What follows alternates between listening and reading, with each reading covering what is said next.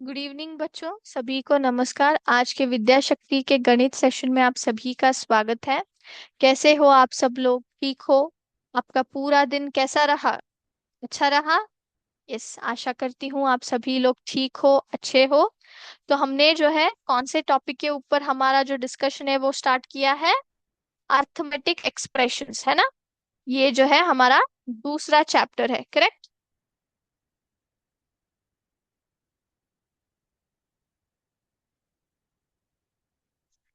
सो इस चैप्टर के ऊपर हमने जो हमारा डिस्कशन है वो स्टार्ट किया है। लास्ट क्लास हमने क्या डिस्कशन किया था? हमने जो है सिंपल एक्सप्रेशंस के बारे में जाना था, करेक्ट? सिंपल एक्सप्रेशंस के बारे में डिस्कशन किया था, साथ ही एक्सप्रेशंस को कंपेयर कैसे करते हैं, है ना? वो हमने देखा था। सो सिंपल एक्सप्रेशंस और कंपेयरिंग एक्सप्रेशंस के बारे में हमने डिस्कशन किया था। आज की क्लास में हम लोग क्या करने वाले हैं? हम लोग जो है कॉम्प्लेक्स एक्सप्रेशंस जो होते हैं उनको पढ़ना और उनको कैसे इवैल्यूएट करते हैं वो हम लोग देखेंगे। सो कॉम्प्लेक्स एक्सप्रेशंस को पढ़ना और उसको कैसे इवैल्यूएट करके एक एक्सप्रेशन में कैसे लिखते हैं वो हम लोग यहाँ पे डिस्कशन करेंगे। ठीक है? ऑलराइट, सो पहला ये टॉपिक हम लोग डिस्कस कर लेते हैं। मैं यहाँ पे अपना स्क्रीन जो है आपके साथ शेयर कर रही हूँ। यस,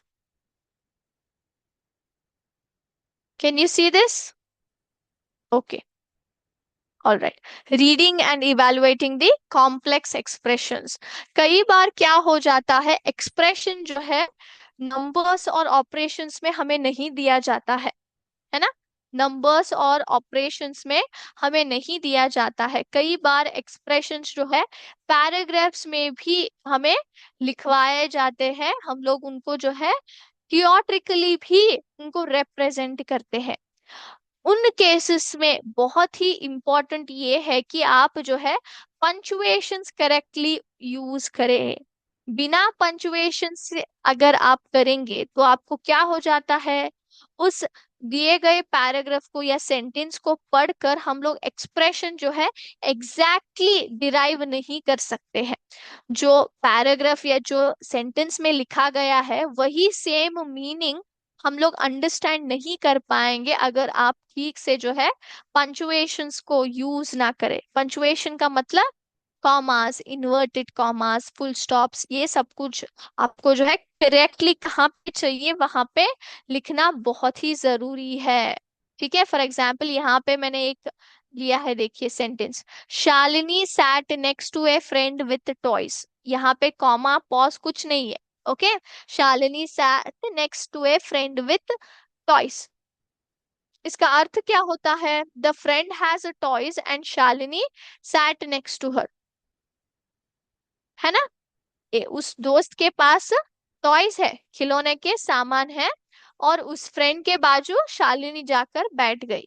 ओके, अगर हम लोग कॉमास यूज करके लिखते हैं, Shalini sat next to a friend with toys, Shalini क्या करती है? उसके फ्रेंड के बाजू जाकर बैठती है अपने टॉयज लेकर। ओके, शालिनी के पास टॉयज है, ना कि उसके दोस्त के पास। समझ आ रहा है? तो क्लैरिटी जो आपको मिलती है वो बहुत ही जरूरी होती है बच्चों।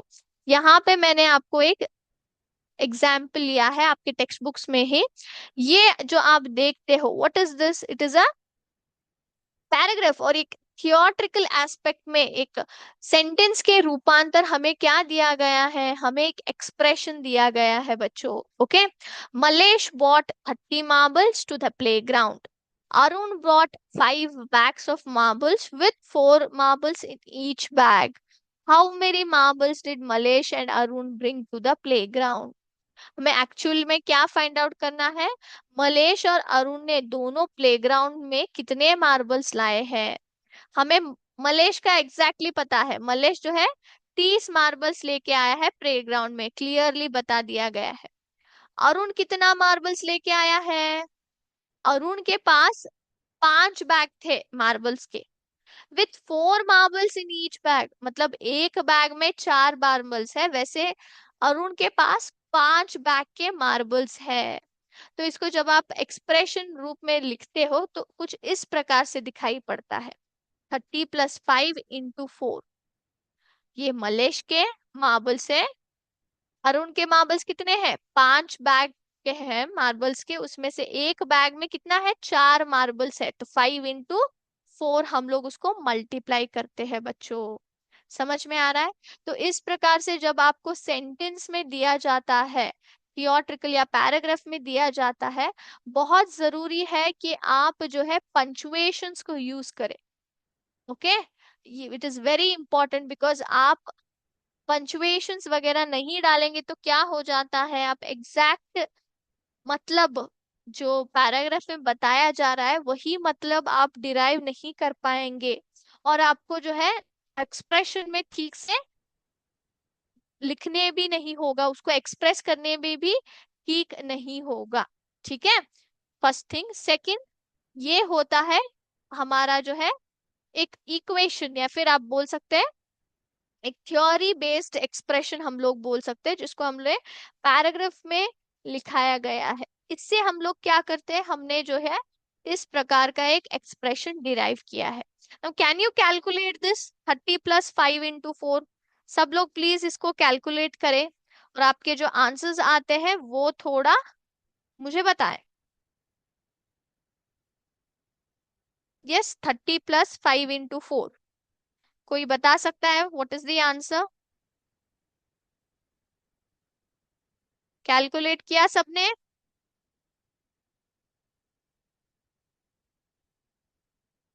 यस। कुछ लोग बता रहे हैं 140 मार्बल्स, कुछ बोल रहे हैं 50 marbles. Then who is correct in this? Check करेंगे अभी। यस। अगर आप देखोगे मलेश और अरुण का जो मैंने एक्सप्रेशन लिखा है, वहां पे किसी प्रकार का ब्रैकेट का उपयोग नहीं किया है मैंने। जैसे हमने लैंग्वेज में जब बात की तो वहां पे कहा हमने कुछ भी पंचुएशन ही नहीं डाला था। The meaning different was totally different, है ना? मीनिंग क्या हो गया, पूरा जो है डिफरेंटली हमने एक्सप्रेस कर दिया है कि नहीं? यस और नो? यहाँ पे जो है मीनिंग पूरा, जो ये शालिनी का एग्जाम्पल लिया with comma and without comma, पूरा अलग था। वैसे ही जो मैंने यहाँ पे एक्सप्रेशन डिराइव किया है 30+5 × 4, उसके अलग ही आंसर्स आ रहे हैं। एक आ रहा है 140 मार्बल्स और दूसरा आ रहा है 50 marbles. Then which is the correct one? The correct is Malesh का जो ग्रुपिंग है, जो 50 मार्बल्स है, वो एक्चुअल में करेक्ट है बच्चों। समझ में आ रहा है? वो कैसे मैडम? आपने तो 30+5 × 4 बोला था ना। हमने यहाँ पे क्या कर दिया है, आपने क्या किया होगा यहाँ पे?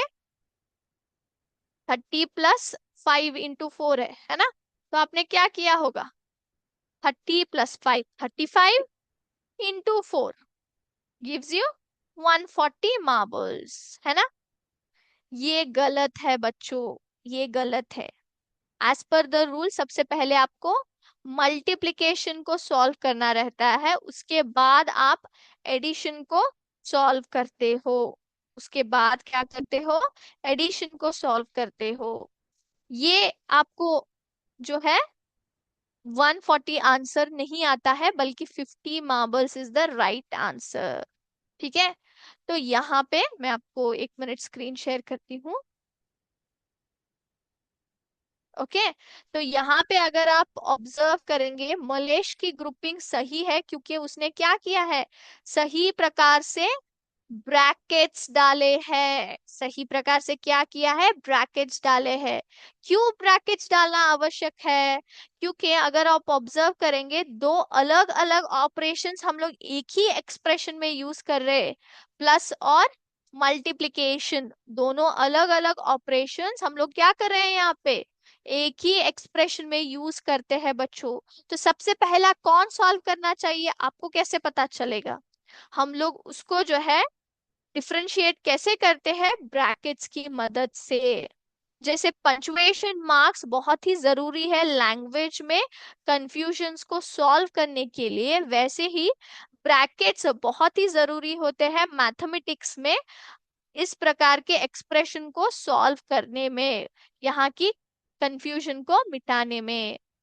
लेकिन अरुण की ग्रुपिंग क्या हो गई, उसने क्या किया, सबसे पहले एडिशन को ही ग्रुप कर दिया, मल्टीप्लिकेशन को बाहर कर दिया।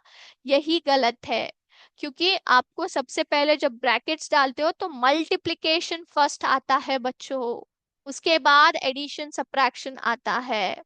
ठीक है। सो वेरी मच इम्पॉर्टेंट, आप जो है एक्सप्रेशंस जब लिखते हो तो आपको ब्रैकेट्स को यूज करके क्या करना है, इस प्रकार की ग्रुपिंग करके आपको क्या करना है, एक्सप्रेशन को सॉल्व करना है। ओके। यस। सो अब हम लोग बात करेंगे ऑर्डर ऑफ ऑपरेशंस और ब्रैकेट्स। ऑपरेशंस हमें पता है चार होते हैं, एडिशन, मल्टीप्लिकेशन, डिवीजन और सब्ट्रैक्शन, है ना। तो हमेशा हमें क्या करना है, एक्सप्रेशन को कैसे रखना है, एक्सप्रेशन में जो आप ब्रैकेट्स प्लेस करते हो ना, बहुत ही इंपॉर्टेंट है। आप सबसे पहले मल्टीप्लिकेशन को डाले, समझ में आ रहा है, the order of operation always starts with, आप जो है मल्टीप्लिकेशन को सबसे पहले डाले, बाद में जो है एडिशन डाले। तो ये आप यहाँ पे ऑब्जर्व कर सकते हैं मलेश और अरुण का एग्जाम्पल जो मार्बल्स का लिया गया है। अरुण ने क्या किया था, ब्रैकेट कहाँ पे डाला, सबसे पहले एडिशन में डाला, इसलिए उसका आंसर जो है गलत हो गया। लेकिन मलेश ने क्या किया है, एज पर द रूल उसने सबसे पहले मल्टीप्लिकेशन में डाला है, तो इसी की वजह से उसका आंसर जो है करेक्ट आया। ओके, इज इट क्लियर, यहाँ पे आप देख सकते हो। तो सबसे पहले ब्रैकेट्स के अंदर जो नंबर्स होते हैं, जो ऑपरेशन होता है, उसको सबसे पहले सॉल्व करना चाहिए, और मल्टीप्लिकेशन बिफोर एडिशन रूल हमें फॉलो करना चाहिए। अगर ब्रैकेट्स ऑलरेडी है तो सबसे पहले ब्रैकेट्स के अंदर के नंबर्स को सॉल्व करके उसके बाद आप पूरा एक्सप्रेशन सॉल्व करें। अगर ब्रैकेट्स नहीं है तो आपको जो है ब्रैकेट्स डालना है। तो सबसे पहले आप क्या करोगे, मल्टीप्लिकेशन को ब्रैकेट लगाओगे, एडिशन और सब्ट्रैक्शन से पहले मल्टीप्लिकेशन के एक्सप्रेशन को ही सबसे पहले ब्रैकेट लगाना है। कैन यू सी दिस, यहाँ पे देखिए एक एक्सप्रेशन दिया गया है, यहाँ पे मल्टीप्लिकेशन का एक पहला ग्रुप, उसके बाद एडिशन, उसके बाद फिर हमने इस प्रकार से उसको ग्रुपिंग किया है। ओके। यस। तो आई होप आप सभी को क्लियरिटी मिल गई है, आप किस प्रकार से कॉम्प्लेक्स एक्सप्रेशंस को पढ़ते हो और उनको इवैल्यूएट करते हो। ठीक है। तो इस पर हम लोग एक छोटा सा, हम लोग यहाँ पे एक एक्टिविटी करेंगे। मैं यहाँ पे आपको, मैं अपना स्क्रीन शेयर करूंगी, please wait a minute.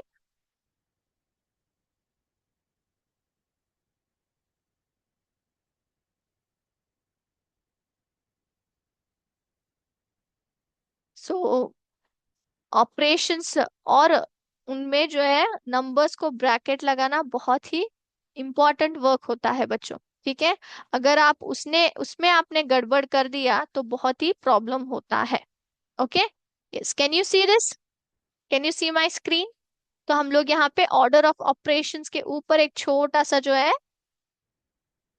Activity करेंगे। Okay, I have 10 chocolates, I give away 3, my friend gives me 2 more. How many chocolates will I have? Can you represent this problem statement?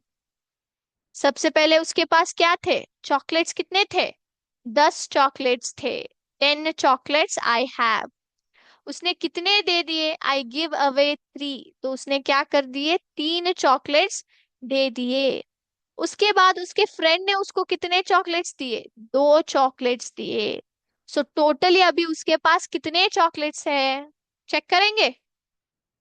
तो यहाँ पे दो answers आते हैं, can you see the answer, 10 - 3 + 2, ये हमारा expression है, 10 - 3 + 2, है ना। 10 - 3 जब करेंगे तो 7 आता है, +2 gives you 9।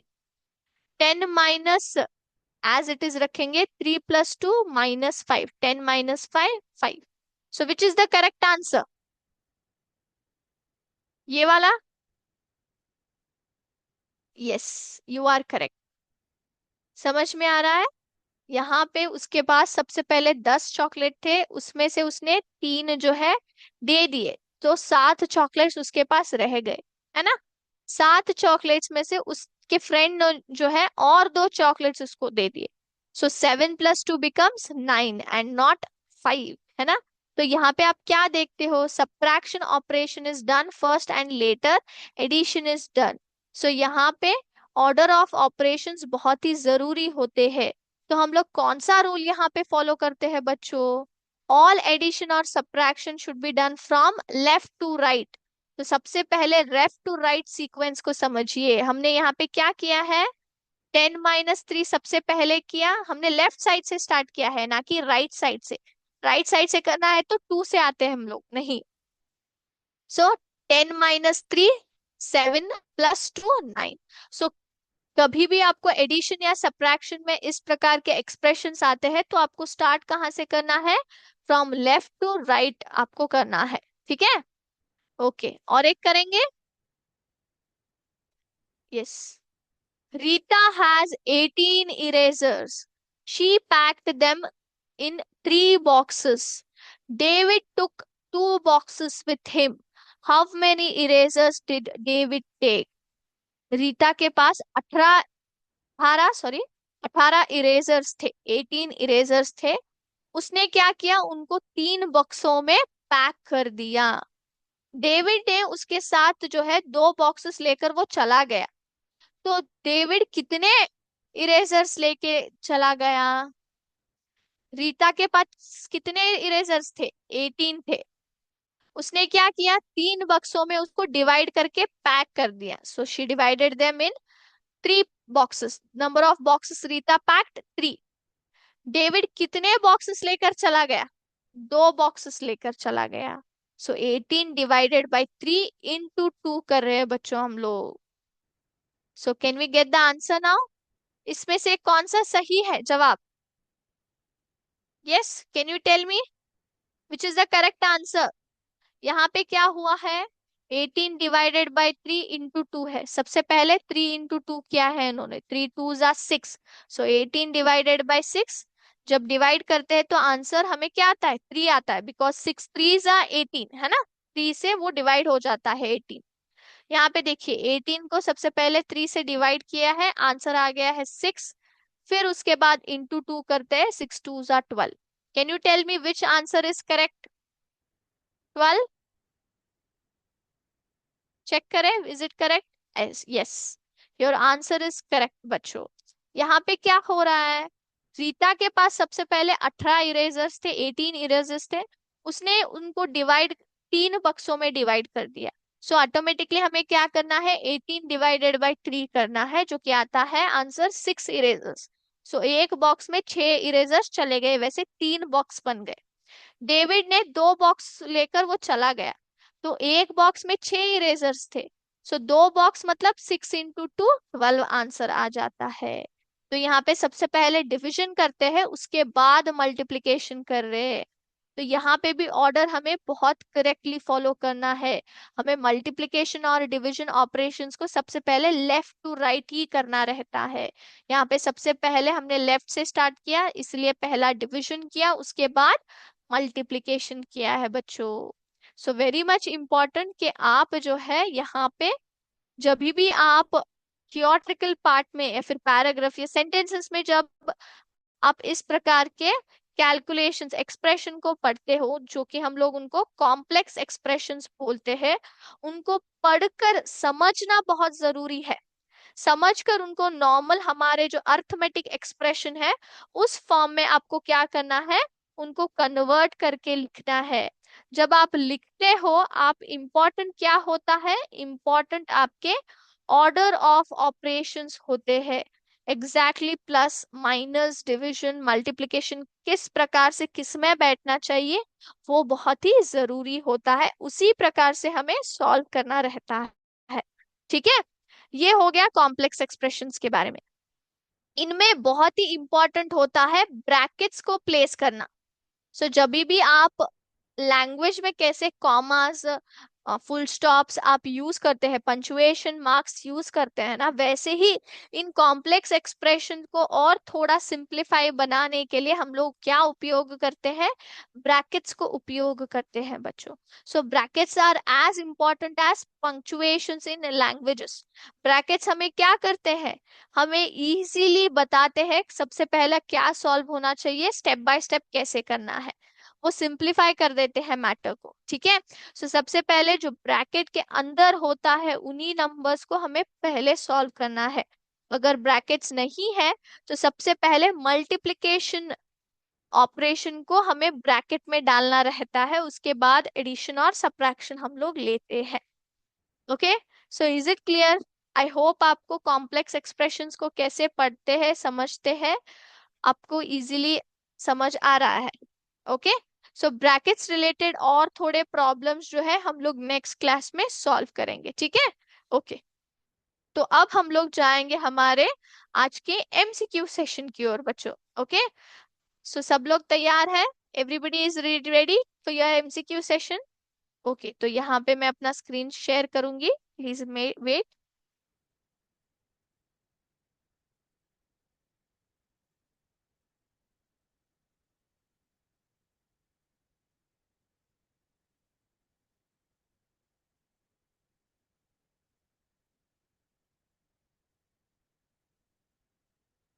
Yes. If 22 plus x is equal to 6 into 5, what is the value of x? 22 plus x is equal to 6 into 5. x की वैल्यू क्या होती है? Option A 5, option B 10, option C 30, option D 8। क्या होगी उसकी वैल्यू? Option D. Okay, next question. Compare the expressions 10 plus 2 and 7 plus 1. Which sign completes the statement 10 plus 2 dash 7 plus 1? दोनों expressions को कंपेयर करना है और कौन सा साइन जो है इस स्टेटमेंट को कंप्लीट करता है। Option A greater than, option B less than, option C equal to, option D plus.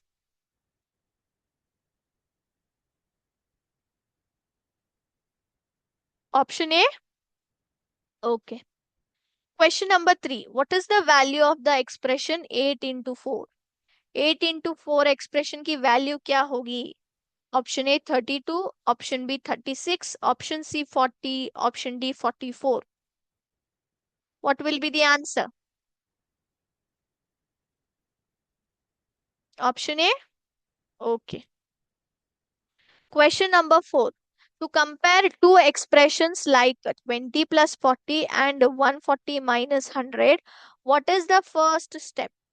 ये दो एक्सप्रेशंस 20 प्लस 40 और 140 माइनस 100, इन दोनों को कंपेयर करने के लिए हम लोग सबसे पहला स्टेप क्या लेते हैं? Option A guess the answer, option B add the numbers, option C subtract the numbers, या option D evaluate both expressions. क्या करते हैं हम लोग, सबसे पहला स्टेप कौन सा उपयोग करते हैं?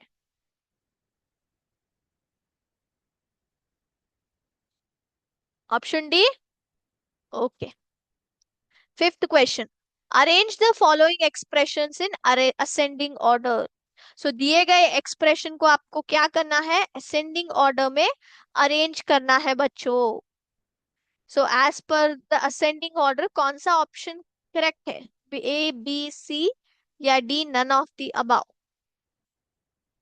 विच ऑप्शन इज करेक्ट? सबसे पहला कौन सा एक्सप्रेशन आएगा?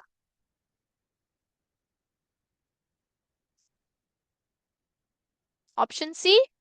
Okay, question number 6, which sign is used to denote the relationship between an arithmetic expression and its value? Arithmetic expression और उसके वैल्यू के बीच रिलेशनशिप डिनोट करने के लिए हम लोग कौन सा साइन का इस्तेमाल करते हैं? Option A less than, option B greater than, option C equal to, या ऑप्शन डी प्लस। कौन सा साइन का उपयोग करते हैं हम लोग? Option C. Okay, seventh question, what is the value of the expression 20 minus 4? 20 - 4 जो एक्सप्रेशन है उसकी वैल्यू कितनी है? Option A 16, option B 18, option C 20, option D 24। Which is the correct answer? Option A. Okay. Question number 8। Which of the following expressions is equivalent to number 12?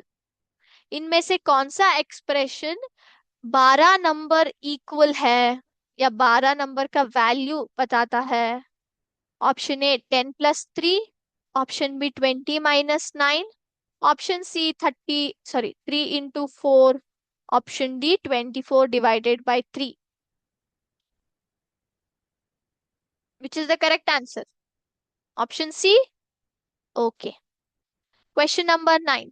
Which of the following is an example of a simple arithmetic expression? इनमें से कौन सा simple arithmetic expression का उदाहरण है? Option A x + 5, option B 13 + 2, option C 2x = 10, option D 5y - 2। बता सकता है कोई? Option B. Okay. Last question. If 13 + 4 = 11 + x, what is the value of x? 13 + 4 = 11 + x है तो x की वैल्यू क्या है? Option A 4, option A B 6, option C 17, option D 7।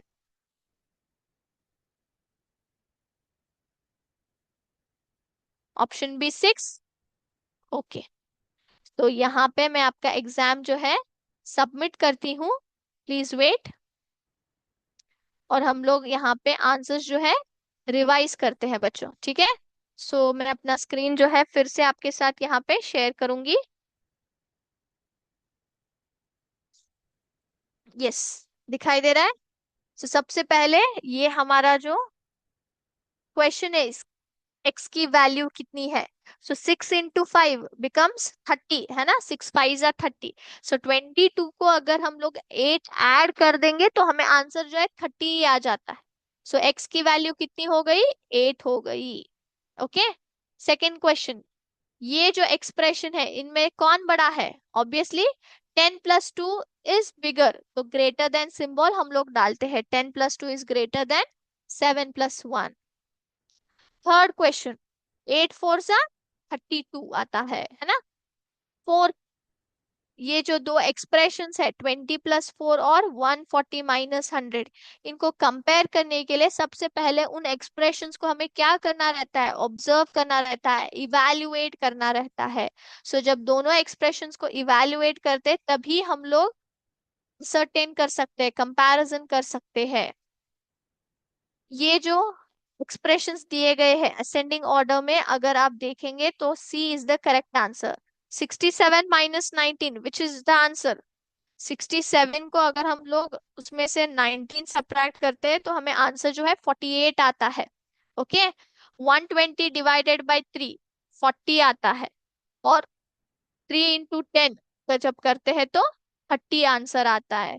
तो सबसे पहले आएगा 3 × 10, उसके बाद 120 ÷ 3, उसके बाद 67 - 19, है ना? असेंडिंग मतलब स्मॉल टू बिग आप जो है यहाँ पे अरेंजमेंट कर रहे हो एक्सप्रेशंस का। सो जब उनके जो वैल्यूज आते हैं उनको उपयोग करके आपको क्या करना है? अरेंजमेंट करना है। सो रिलेशनशिप अर्थमेटिक एक्सप्रेशन और उसके वैल्यू के बीच बताने के लिए हम लोग इक्वालिटी साइन या फिर इक्वल टू साइन यूज करते हैं। 20 - 4 = 16 आता है। ओके।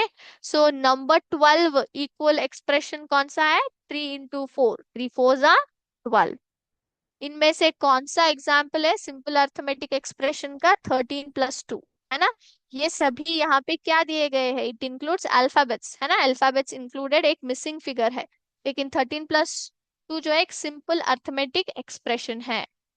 इसमें एक्स की वैल्यू कितनी है? 13 + 4 इज 17, है ना? 13 को जब आप 4 से ऐड करते हो कितना आता है वैल्यू? 17 आता है। तो 11 को कितना ऐड करने से हमें आंसर 17 आता है? हमें क्या करना है? 11 को 6 ऐड करना है 11 से। सो 11 + 6 ऑल्सो गिव्स यू 17 है ना? यस और नो?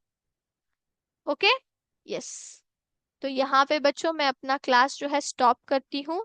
फिर से हम लोग नेक्स्ट क्लास में मिलेंगे, इस टॉपिक के ऊपर हमारा जो डिस्कशन है कंटिन्यू करेंगे। नेक्स्ट क्लास में ब्रैकेट्स के ऊपर और टर्म्स इन एक्सप्रेशंस के ऊपर इन डिटेल हम लोग डिस्कशन करेंगे। तब तक के लिए थैंक यू वेरी मच। जय हिंद, जय विद्याशक्ति।